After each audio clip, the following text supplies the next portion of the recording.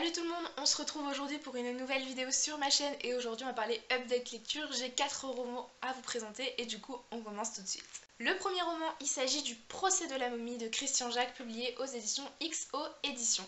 Nous sommes à Londres en 1821, on va suivre un archéologiste qui va rentrer avec sa femme d'une grande expédition en Égypte et il va organiser la première exposition sur l'art égyptien qui a été fait au monde. Et pendant cette exposition, il va déballer, si je puis dire, une momie devant tout le public.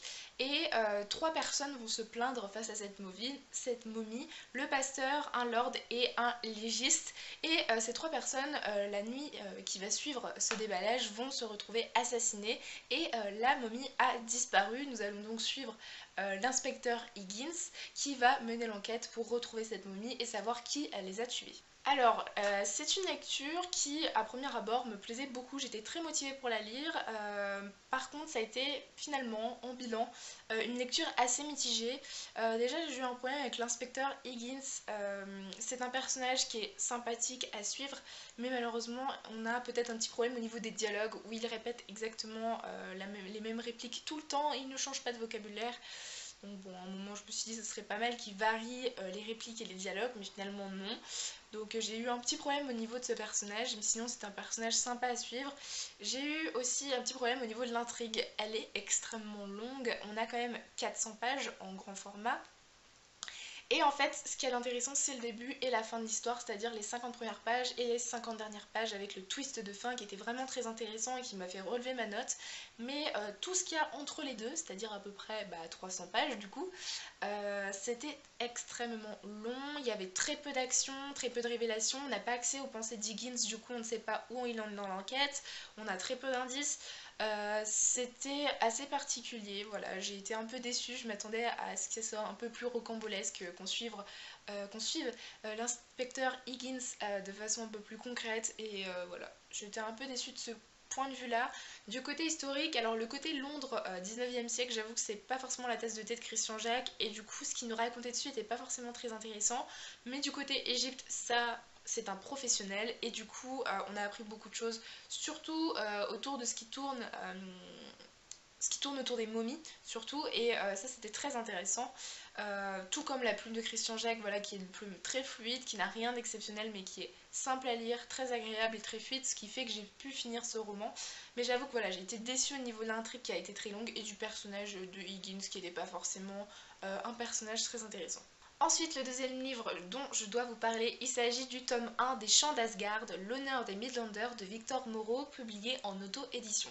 Donc tout d'abord, j'aimerais remercier l'auteur qui m'a envoyé ce roman, j'étais vraiment ravie, alors je le remercie s'il passe par là. C'est un premier tome de fantasy noire qui mêle mythologie scandinave et un peu des légendes arthuriennes. Je vais pas vous réexpliquer le résumé parce que déjà il est extrêmement long, mais en plus il y a énormément de détails, alors ce serait beaucoup trop compliqué pour moi de vous l'expliquer, du coup je vais juste vous donner mon avis assez brièvement. Alors dans cette histoire, du coup, on va suivre 2 personnages en particulier. Ce sont des personnages qui ont été très agréables à suivre, mais malheureusement, je ne suis pas trop attachée. J'ai trouvé qu'il y avait une certaine distance entre moi et les personnages. Je trouve ça un peu dommage, mais du coup, c'était sympa à suivre. Ils étaient sympas à suivre, mais je n'ai pas forcément eu beaucoup d'attachement. Je n'ai pas forcément ressenti beaucoup d'émotions face à ce qui se passait pour eux dans le roman. Pour ce qui est de l'intrigue, elle est assez intéressante, j'ai trouvé. Enfin, on ne s'ennuie pas en fait. Par contre, j'ai peut-être eu un petit problème au niveau chronologique. On va passer dans les premières pages de l'adolescence des 2 personnages et à la fin du roman, on est sur 200 pages. Hein. Il ne fait que moins de 200 pages. Et à la fin du roman, ils sont adultes, ils ont une femme, ils ont des enfants. En 200 pages, je trouve que ça va extrêmement vite et du coup, on passe sur des détails, des moments de leur vie qui pourraient être très intéressants mais en plus détaillés. Du coup j'ai trouvé ça un peu dommage que ça aille aussi vite, surtout pour un court roman. Donc voilà, c'était peut-être un défaut de ce premier tome, c'est vraiment la rapidité des événements et de la chronologie. Pour ce qui est de l'univers, alors l'auteur a fait le bon choix, je trouve, de changer un peu des romans de fantasy classiques, de ne pas présenter son univers dès le début, avec toute une description de tout le système, etc. Il nous introduit directement avec les personnages dans l'univers et en fait on a un lexique au début du roman qui nous permet de suivre et de ne pas être perdu, un lexique qui est très simple, qui est assez court, hein, on n'est pas sur dizaine de pages de lexique, hein, mais du coup qui nous permet de comprendre l'univers sans en avoir une introduction sur 50 pages. Donc voilà, j'ai trouvé ça quand même très intéressant. L'écriture, quant à elle, m'a beaucoup surprise parce qu'elle est très très travaillée. Et voilà, c'était une très bonne lecture tout de même. Et j'ai hâte de me lire le tome 2. Ensuite, j'ai lu en e-book le troisième tome de la saga Les 100, écrit par Cass Morgan et publié à la collection R. Du coup, qu'est-ce que j'en ai pensé de ce tome 3? C'était une suite sympathique, les personnages sont sympas à suivre mais n'ont rien d'exceptionnel, hein, comme je l'ai dit pour les deux tomes précédents. Ce sont des personnages qui sont pas très fouillés psychologiquement, mais ce sont des personnages typiques de young adultes qui sont sympas à suivre sans plus. Pour ce qui est de l'intrigue, on était clairement tourné vers les relations amoureuses, amitié, etc. Il y avait très peu d'action, j'ai trouvé. Enfin, j'ai pas trouvé ça long, hein, je me suis pas forcément ennuyée, mais j'ai trouvé qu'il y avait moins d'action que dans les deux premiers tomes. Tandis que voilà, dans ce troisième tome, on était plus tourné vers la romance par moments, vraiment. Il y a eu quelques actions qui étaient intéressantes, mais du coup, ça faisait pas forcément beaucoup de rythme dans ce troisième tome, par rapport aux deux premiers surtout. La fin n'annonce pas forcément une suite en fait, mais du coup j'ai vu qu'il y avait le tome 4, La Rébellion, qui est sorti récemment à la collection R, mais du coup je sais pas trop si ça vaut le coup de lire ce tome 4 ou pas. Je pense le lire pour clôturer cette série, mais voilà, je sais pas trop si ça vaut quelque chose d'aller chercher à faire un tome 4 absolument.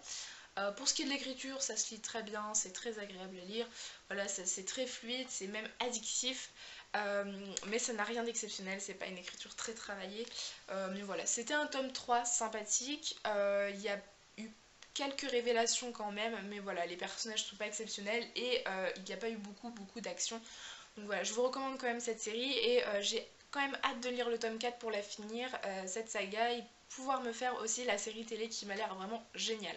Et enfin, je vais vous parler du quatrième roman, et là c'est un énorme coup de cœur. C'est le premier roman que j'ai lu pour le challenge du mois de la fantaisie. Il s'agit du tome 2 de La Passe Miroir, Les Disparus du clair de lune de Christelle Dabos aux éditions Gallimard Jeunesse. Ce roman est un véritable coup de cœur, comme le premier tome, et je m'y attendais, mais je l'ai vu venir à 1000 km. C'était tout simplement un pur moment de bonheur de retrouver Ophélie, Thorne, la Citaciel, Archibald, de retrouver toutes ces apparences un peu partout, cet univers absolument génial.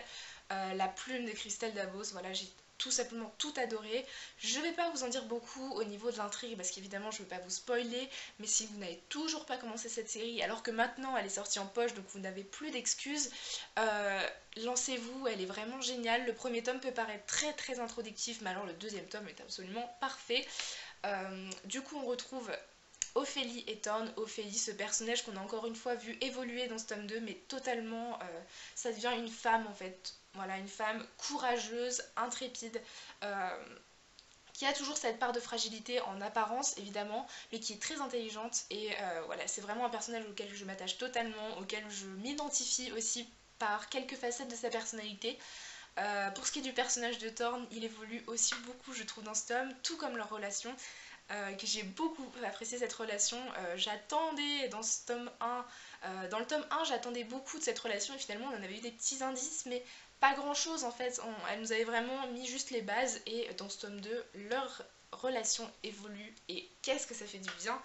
Pour ce qui est des autres personnages, les personnages secondaires sont tout aussi attachants. Archibald, Renard, c'est vraiment des personnages tous charismatiques, qui ont tous une personnalité très différente mais auxquels on s'attache beaucoup.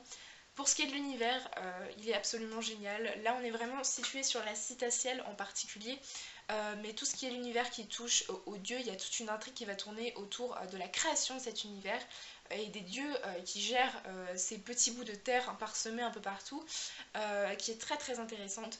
L'univers, je le trouve poussé, je le trouve travaillé, il y a du détail, elle sait ce qu'elle dit, elle sait ce qu'elle fait, l'auteur, et c'est absolument génial de lire, de se plonger dans un univers pareil. Pour ce qui est de l'intrigue, on a une multiplication des intrigues dans ce tome-là.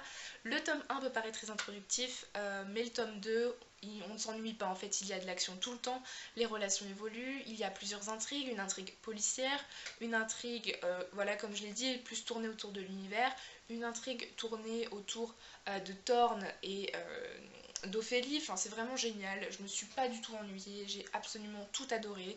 L'auteur a su me surprendre, surtout par la fin, et a su me donner très envie de lire le tome 3 qui sort le 1er juin, donc qui est La mémoire de Babel. Voilà, j'ai trouvé ça absolument génial. La plume de l'auteur m'a fait passer par des émotions énormes. C'est un peu, j'ai ressenti un peu, enfin quand je me plonge dans cette saga, je ressens les mêmes émotions que quand je plonge dans Harry Potter. C'est un peu mon Harry Potter français, à la passe miroir, et je comprends totalement l'engouement qu'il y a eu autour de ce tome 2. Ça fait un moment qu'il est sorti, mais je suis contente de l'avoir lu maintenant parce que je vais pouvoir me plonger dans le tome 3 avec délectation. Et voilà, c'était tout simplement génial. La plume, voilà, de Christelle Dabos est totalement travaillée.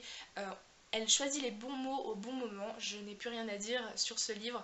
Voilà, c'est vraiment une saga que je vous recommande à 1000%. Si vous n'avez pas compris que j'adorais cette saga, c'est que vous êtes sourd ou aveugle. Mais voilà, c'était vraiment absolument génial et je vous conseille énormément cette saga. Et je pense que le 1er juin au soir, je serai devant ma librairie pour acheter le tome 3. Voilà tout le monde, cette vidéo est terminée, j'espère qu'elle vous aura plu. N'hésitez pas à me dire en commentaire si vous avez lu un de ces livres ou s'il vous tente. Du coup, je vous souhaite de très bonnes lectures et je vous dis à très bientôt dans une prochaine vidéo. Bye!